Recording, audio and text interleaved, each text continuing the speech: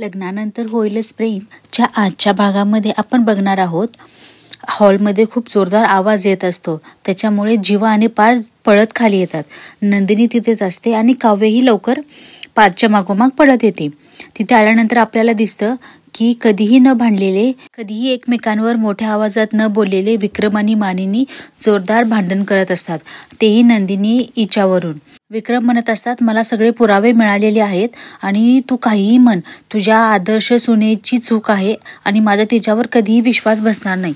तर मानिनी विक्रमला म्हणत असते की तुम्ही डोळे उघडून बघा, बहिणीच्या प्रेमापोटी तुम्ही आंधळे झालाय. अहो, नंदिनीच खरी आहे, तीच प्रामाणिक आहे, तिचाच सत्य खरं आहे. तुम्हाला का कळत नाहीये तुमच्या बहिणीची चूक? त्या दोघांचं असं भांडणं बघून मुलांनाही काही कळत नाही की काय चालू आहे नेमकं. तेही खूप भावूक होतात. आजपर्यंत आपल्या आईबाबांच्या फक्त प्रेमाचे गोडवे आपण ऐकलेले आहेत, बघितलेले आहेत आणि आज हे भांडण असं पहिल्यांदाच बघतो आहोत. हे बघून त्यांना खूप वाईट वाटतं.